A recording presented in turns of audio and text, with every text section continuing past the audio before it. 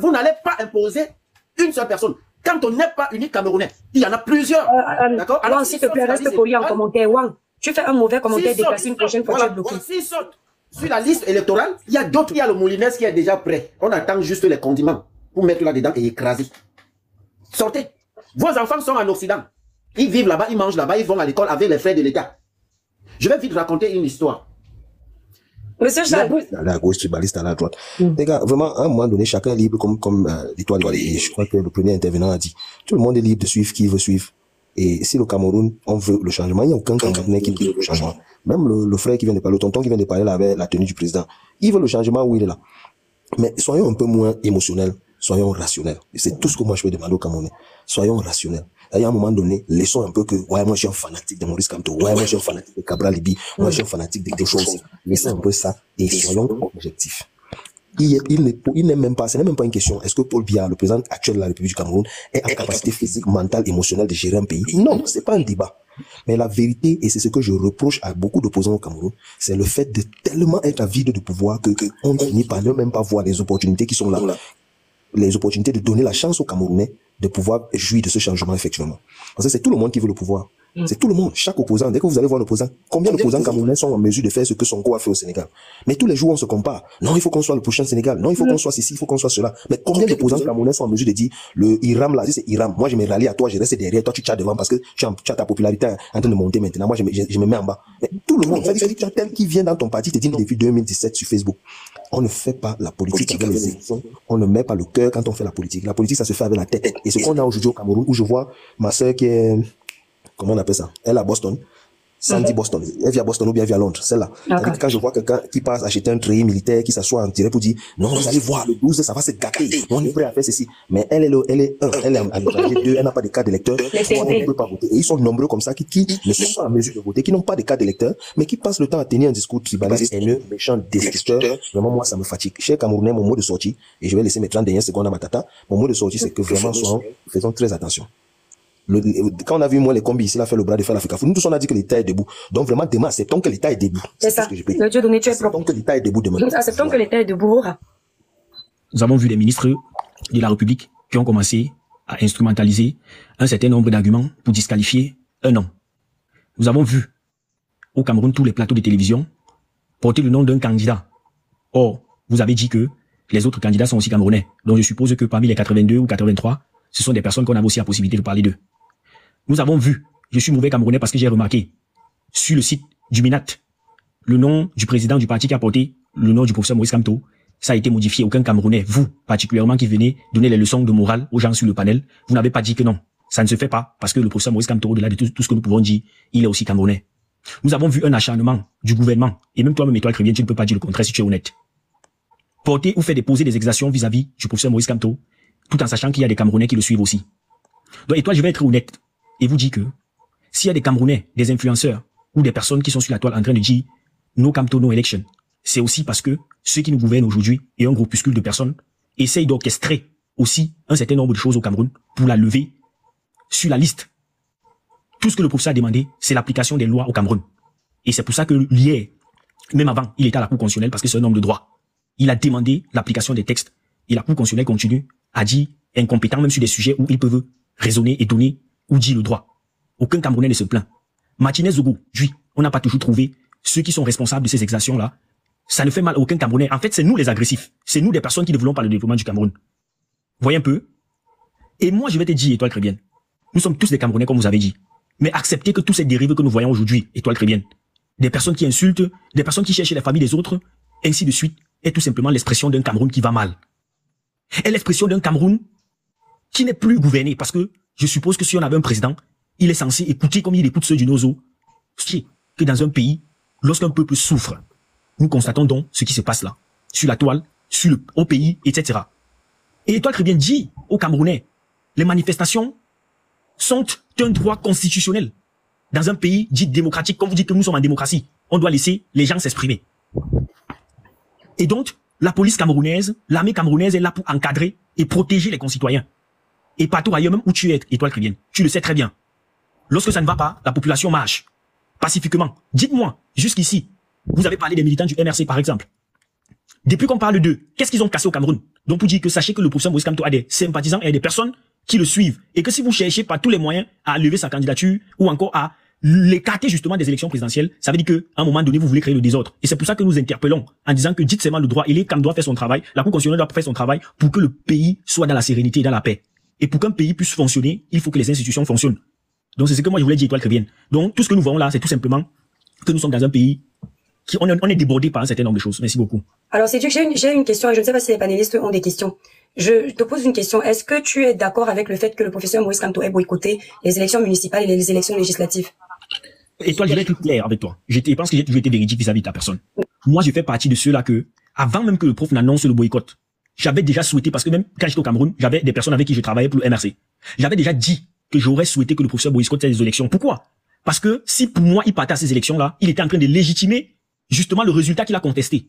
Il était dans un hold-up électoral et moi je pensais que lorsqu'il est dans le hold-up, il devait continuer jusqu'à la fin. Donc s'il participait à une élection quelconque, pour moi ça devait être une trahison. Pour moi ça c'était mon avis. Donc pour moi qui supportais le MRC et tout ça, le boycott ne m'a pas dérangé puisque le code électoral permettait ou permet à un Camerounais par plusieurs méthodes justement de se présenter en tant que candidat. Il y a les candidats indépendants, 300 signatures. Il y a être investi par un parti politique et il y a être investi par son propre parti politique. Et maintenant si tu es citoyen camerounais, que tu sois dans X ou Y parti, tu choisis la méthode qui est appropriée. Et le professeur a choisi la méthode d'être investi par un autre parti politique qui n'est pas contradictoire, il n'est pas hors la loi, il est camerounais, il a choisi. Pourquoi ça fait mal aux autres? Moi également j'ai une question, si c'est possible. Oui, vas-y Michael. Alors, dans la même continuité, on te comprend très bien, ce qui est d'ailleurs logique, se sentant volé, c'est normal de boycotter. Mais sachant que l'organigramme des LECAM n'a pas changé entre-temps, sachant qu'on parle toujours du fameux président qui est au pouvoir, pourquoi justement faire le choix de se présenter sachant qu'on peut encore faire face au même résultat, un hold-up? Pourquoi prendre le risque? Ça, c'est la première.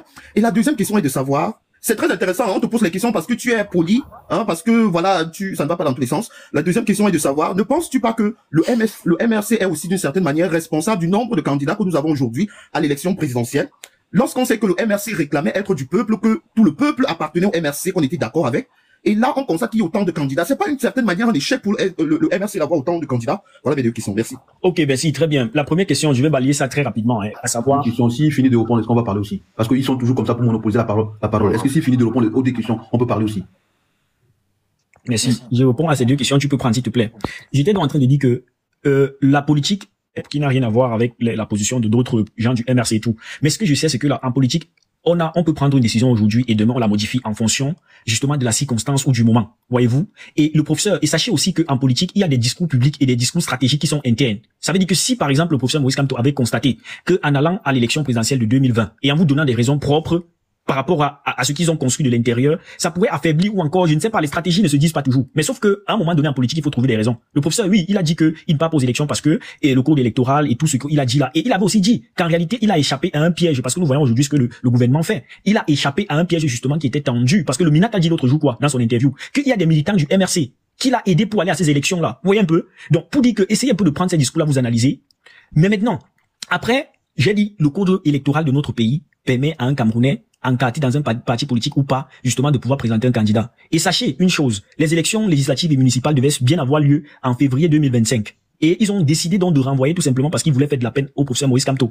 Mais sauf que le code électoral dit que tu peux être porté par un autre parti politique. Bon, j'ai balayé, ça pouvait être une erreur ou encore, je ne sais pas, la politique, ça arrive. Et on trouve d'autres atouts ou d'autres possibilités justement de pouvoir être investi ou quoi que ce soit pour avancer en politique, c'est comme ça. Mais maintenant, ça demandait à savoir si les 80 candidatures qu'on a vues aujourd'hui, justement, ce n'est pas une faiblesse ou encore, je sais pas comment tu as posé la question par rapport au MRC. Non. En fait, ce que je disais, est-ce que le MRC n'est pas en partie responsable du nombre de candidats? Est-ce que ce n'est pas une forme d'échec, sachant que le MRC, en 2018, estimait que le peuple l'avait en réalité choisi? Voilà. Très belle question. Très belle question. Si tu remarques bien Michael, sur les 82 candidatures que nous avons aujourd'hui, vous allez remarquer que on a eu peut-être une vingtaine de candidatures indépendantes et des personnes qui ne sont même pas connues sur la place publique. Donc on estime que côté popularité et tout ça, ils n'ont même pas de force politique. On a vu des partis politiques aussi qui sont un peu populaires, mais ce que je vais te dire clairement, que le nombre de candidatures que nous voyons aujourd'hui au Cameroun, c'est l'expression d'un Cameroun qui va mal. Vous comprenez? Et vous avez vu même les profils des Camerounais qui sont partis déposer leur candidature. Et on se demande, des personnes comme ça qui prétendent vouloir être président de la République au Cameroun, ça porte vraiment, ça dit que la présidence du Cameroun ou encore le poste parce que c'est la plus haute fonction dans un pays. On se demande donc comment est-ce que ça arrive au Cameroun. Et pour nous qui faisons de la politique ou de l'analyse politique, on pense tout simplement que c'est l'expression d'un pays qui va mal et tout le monde justement, on est dans un dans un endroit où tout le monde fait comme il veut, on n'est même plus rigoureux par rapport à un certain nombre de choses. Michael, est-ce que tu sais qu'il y a un candidat qui a moins de 35 ans et qui a déposé sa candidature, mais Elikam n'a rien fait. Or, l'une des conditions pour déposer sa candidature, c'est avoir minimum 35 ans. Tu comprends donc que, en réalité, ce n'est même pas lié au parti politique, même pas simplement au MSC ou à d'autres. Non, c'est tout simplement l'expression d'un pays qui va véritablement mal et il n'y a plus un chef dans notre bateau, qui est le Cameroun. C'est ce que je peux dire. Merci beaucoup pour les questions. Merci mon frère. Je sais pas, l'étoile est partie. Mais moi, je dis ceci là.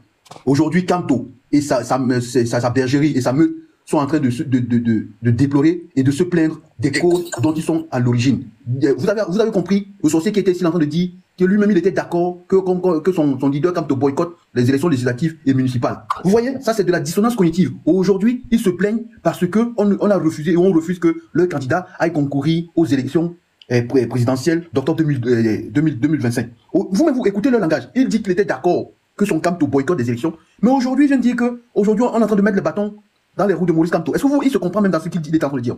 Ces gens-ci là qui viennent ici avec la langue mielleuse, la sœur, tu n'as pas compris. Ce sont des gens qui ont d'autres comptes. Quand ils vont dans leur live là de Taliban là, où ils disent que nos votes, nos Kamto, nos votes, ils sont là-bas avec d'autres comptes, d'autres profils. Ils sont en bas en train d'envoyer les cadeaux, en train d'applaudir les déclarations des collègues comme lui. Il vient ici maintenant avec la langue mielleuse. Il vient dire ici là que la police, il faudrait que la police fasse le maintien de la sécurité et l'armée. Mais hier, ce sont les mêmes qui traitaient notre police et notre armée de milice boulot. Vous voulez jouer avec les serpents?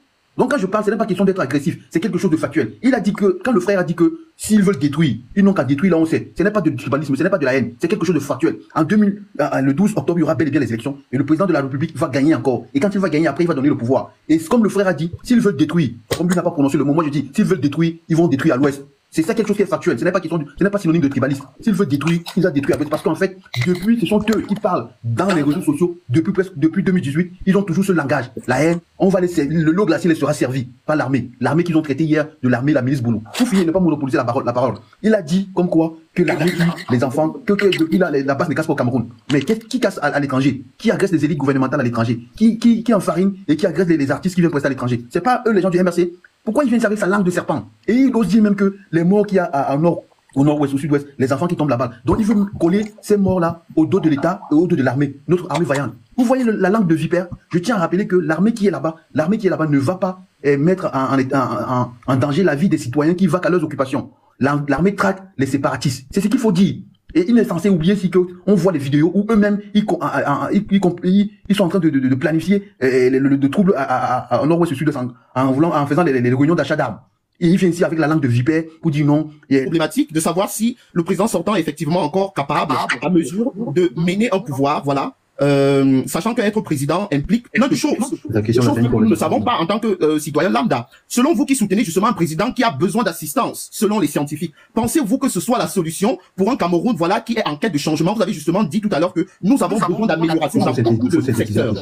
Voilà, est-ce que, oui, je suis dans la question, est-ce que vous pensez vraiment que c'est le candidat qu'il nous faut, connaissant justement tout ce qui parle contre cette candidature, notamment sur le plan scientifique avec ses 92 ans? Merci. Je vais répondre de façon classique à ta thématique. Vous êtes tellement jeune, comme vous le dites. Mais je pense qu'un jeune comme toi a été élu président au Sénégal. Donc, si toi tu te portes mentalement bien, tu devrais aller présenter ta candidature, vu que scientifiquement, l'âge du président de la République, selon toi, et scientifiquement, pose problème. Donc je dis, comme toi, tu es en bonne santé mentale, physique, tu devrais présenter ta candidature. Je pense que tes égaux l'ont fait, soit au Sénégal ou actuellement au Cameroun. Mais par contre, pour finir, ne pas monopoliser la parole. Quand il y a de cela 2 ans, elle est décédée en Angleterre là-bas. Les individus comme vous, on ne vous a pas vu nulle part pour aller dire, est-ce que la vieillesse est un problème scientifiquement? En Angleterre, il y a de cela 2 ans, à plus de 100 ans. Des individus comme vous, on ne vous entend pas. Je sais que là-bas, c'est le royaume ou la monarchie. Au Japon, l'ancien empereur, il était décédé, on ne vous voit pas. Dans les pays où il y a des monarchies, le Bahreïn, l'Oman, l'Arabie Saoudite, en Chine, vous n'allez pas là-bas demander qu'on fasse un changement. Oui, parce qu'il y a un vieux. Mais comme vous prétendez être des démocrates de l'alternance. Pour moi, son âge ne pose pas problème. Je ne pose pas problème. Pourquoi? Quand je le dis, je m'explique. Je sais, dans la logique, il est vieux et que le président doit se reposer et qu'une autre personne ne prenne pas la place. Mais tant que c'est votre remplacement là, c'est pas un remplacement pour l'amélioration des conditions de vie de tous les Camerounais, si c'est juste un remplacement de personnes et pour amener une personne qui va venir vendre le Cameroun pour que demain les Camerounais se trouvent vivre sous les ponts, dans les rues, dans les cimetières, comme on voit dans d'autres pays, vous mentez. Vaut mieux que même ta photo gouverne le pays. Je dis bien que ton scientifiquement là, garde ça. Vaut mieux que même la photo du président de la République gouverne le pays. Je tiens pour finir sur ça, moi, la sœur étoile. Je finis ici là, qu'il y a de cela 2 ou 3 ans, en Angleterre, elle est morte à plus de 100 ans. Les individus comme Michel n'ont pas ouvert leur mot pour dire qu'il faut. Et pourtant, son fils était là. Et ses petits-fils de la reine d'Angleterre là, qui est décédée étaient là. Les gens comme les Michel, on les a pas vu faire un live ou bien assister la sœur. Les gens qui vont aller marcher là, quand ils vont perdre les élections, quand on va envoyer les gens marcher, et ils seront encore arrêtés et incarcérés. Et ils vont encore faire 7 ans, ils seront dans l'oubli. Actuellement, comme je parle, c'est la politique. Hein. Moi, je parle humainement. Je ne suis pas du MRC. Je ne supporte pas Kamto. Mais je dis que humainement, à cause de lui, de son soutien à lui, il y a des pères de famille qui sont incarcérés depuis 2018, qui sont déjà dans l'oubli. Il y a les enfants des gens et les maris des gens. S'il te plaît, il s'est fait mal lui-même et maintenant il accuse les autres. Quand le moment était d'aller aux élections, le monsieur a dit, Mondo Vision, je ne parle pas. Mais on ne va pas changer la loi pour toi tout seul. On ne va pas changer la constitution d'un pays parce que c'est toi. Parce que tu as mis des soldats dans tout Internet au monde pour menacer le pays. Et toi, ma fille, j'ai vu quelque chose aujourd'hui qui m'a glacé le corps. Je ne sais pas si toi tu as vu. J'ai vu la femme qui est à Londres, qu'on appelle si c'est Boston ou c'est quoi, elle affiche les enfants des gens. Des enfants du ministre en train d'afficher les vidéos de la fille du ministre. Vous avez pris l'initiative d'enregistrer la vidéo en question. La ministre, l'enfant est à l'école au Texas et l'autre, je crois qu'elle est en France et elle joue avec ça. À cause des élections au pays, les petits enfants sont à l'école, dans là où ils sont, sans dire le bon, on se permet. Si vous m'écoutez les enfants, vous vous trompez. Vous ne connaissez pas l'état du Cameroun. Vous pensez que quelqu'un a passé 43 ans au pouvoir pour que vous venez les chasser avec les mots. Bon, comme vous avez dit que vous avez le tortort, menez vos tortors, allez-y. On vous attend. Nous, vous croyez que vous êtes la majorité, mais non, nous sommes la majorité silencieuse. Moi, dans mon village là-bas, à Ngoumou, donc moi, j'écoute les trucs de Boston, Sandy Boston. Dans le village, à quoi non, j'écoute les trucs de Sandy Boston. Qui dit qu'il va détruire notre pays? Qui affiche les enfants des gens?